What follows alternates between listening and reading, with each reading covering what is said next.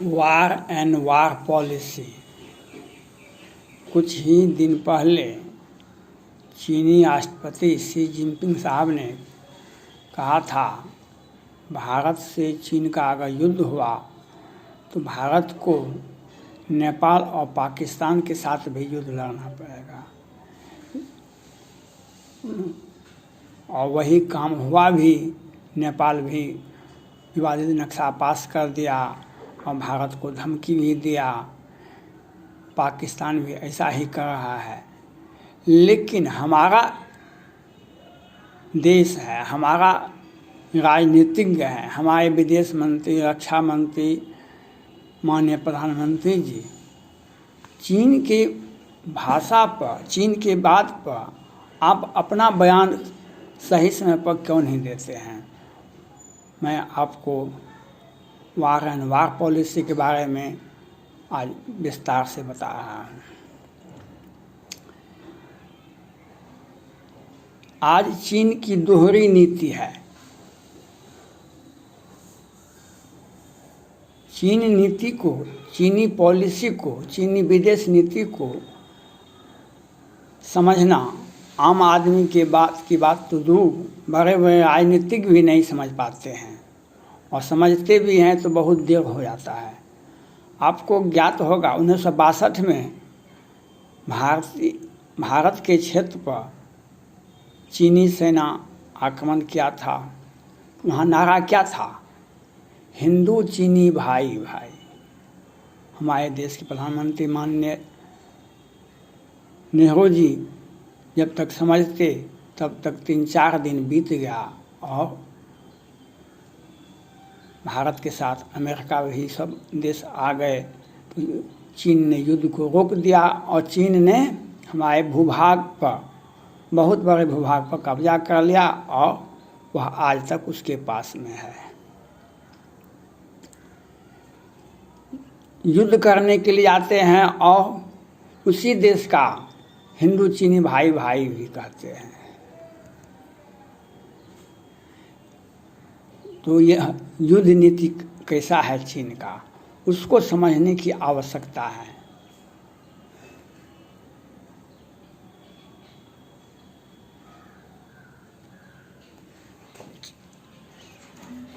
जब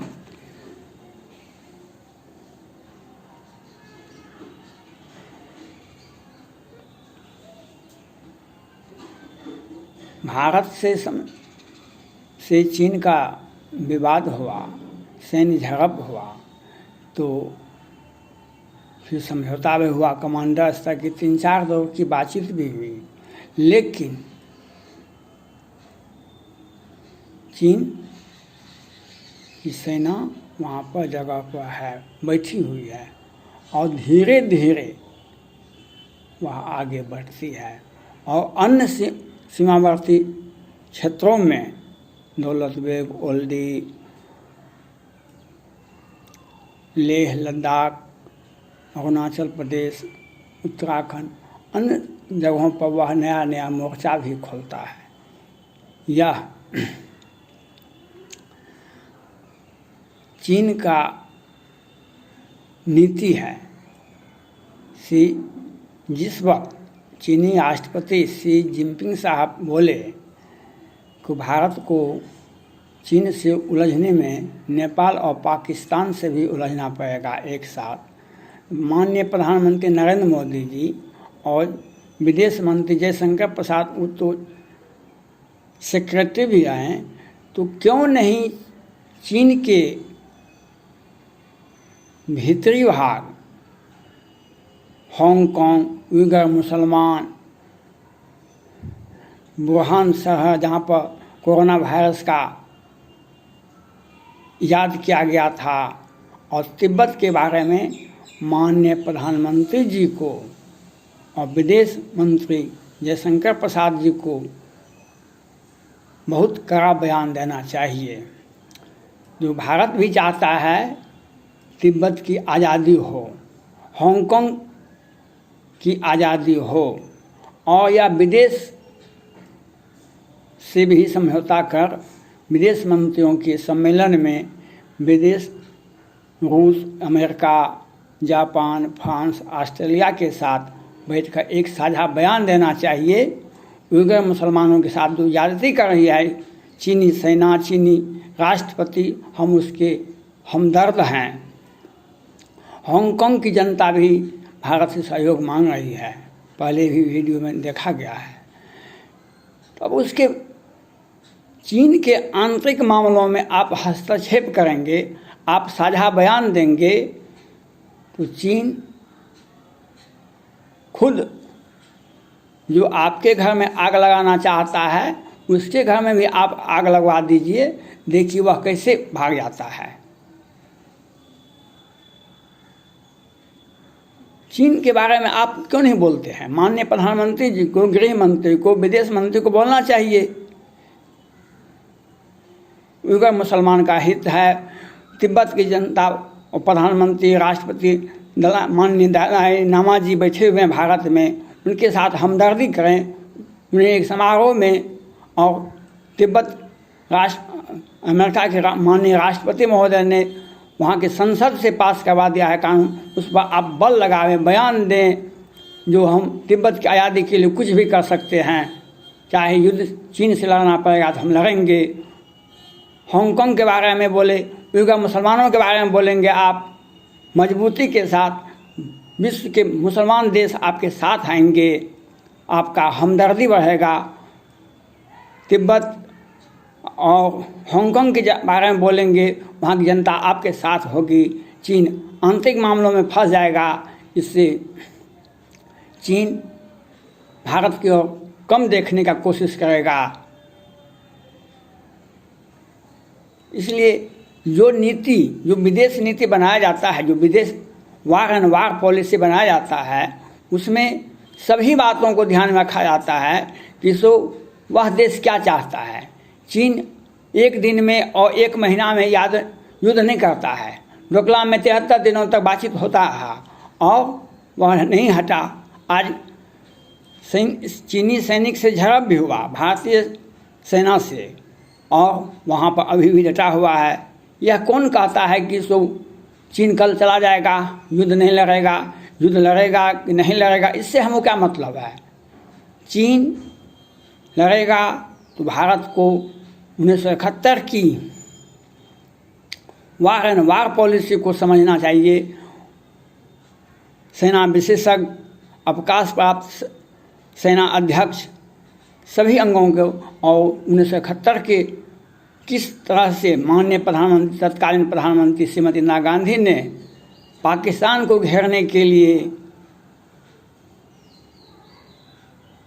युद्ध नीति बनाई थी, वार एंड वार पॉलिसी बनाई थी, जो पाकिस्तान को घेर लिया था और उसको आत्महनन। तो हम चीन की सेना जो भारत की सीमा पर आ गई है, उसे भी घेरने के लिए हिमाचल प्रदेश, उत्तराखंड, सिक्किम की स्थानीय पुलिस, एनसीसी और सब संगठनों से लगाकर उसके चारों तरफ उसको घेरने की कोशिश किया जाए, तो वह युद्ध क्या लड़ेगा? चीन वह खुद भाग जाएगा। लेकिन युद्ध लड़ने का काम तो सेना का काम है, लेकिन युद्ध नीति तो आप राजनीतिक बनाते हैं। वार एंड वार पॉलिसी राजनीतिक बनाते हैं, और चीन को साधारण अवस्था में नहीं लिया जा सकता है।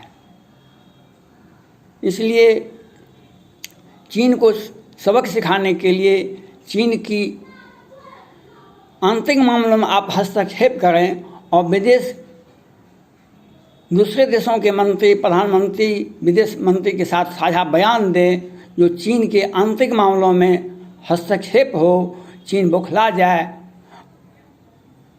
वह भारत के साथ यह कह दिया, और नेपाल भी उसी के भाषा पर, उसी के बात पर तुरंत विवादित नक्शा पास करवा दिया। पाकिस्तानी सेना के तीनों अंगों जो है वह भी मीटिंग कर भारत से एक गुप्त रणनीति बना रहा है जिससे भारत पर हमला करे।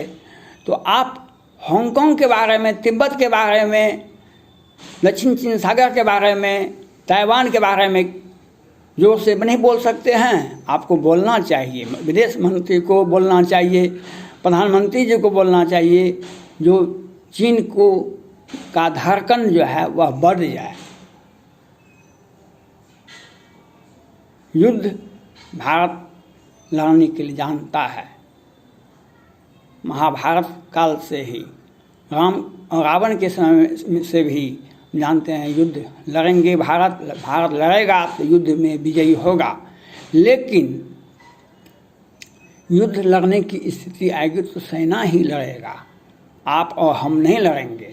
लेकिन आप बोली से किसी को मात दे सकते हैं, उसकी भाषा का जो स्टैंडर्ड है उसकी भाषा के मुताबिक उसका भाषा को खंड खंड कर दें। जिस वक्त शी जिनपिंग साहब बोल रहे थे नेपाल और पाकिस्तान के बारे में, माननीय प्रधानमंत्री, माननीय विदेश मंत्री को भी हांगकांग, तिब्बत और उइगर मुसलमान जो चीन का समस्या है, चीन की जनता की है, उसके साथ जो अमानवीय व्यवहार करता है, चीन के अनेक राज्यों में प्रजातंत्र समर्थक लाख लाख लोग हैं, उसे दबाया जाता है, उसके बारे में आप बोले और चीन खुद भारत की ओर नहीं देखेगा।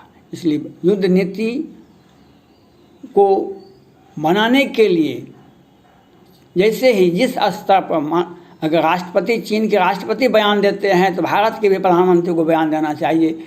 चीन के विदेश मंत्री अगर बयान देते हैं तो भारत के भी विदेश मंत्री को बयान देना चाहिए। उससे कड़े शब्दों में, कड़े भाषा में का प्रयोग करना चाहिए। युद्ध तो हथियार से लड़ा जाता है, लेकिन भाषा का युद्ध जो है तुरंत जवाब कड़े भाषा में देना चाहिए, जिससे दुश्मन देश वह 100 बार सोचेगा भारत की ओर जाने के लिए। आज का विदेश नीति यहाँ तक। मेरे चैनल को शेयर करें, सब्सक्राइब करें और लाइक करें, जिससे हम आपके लिए नए नए वीडियो लेते आवे हैं।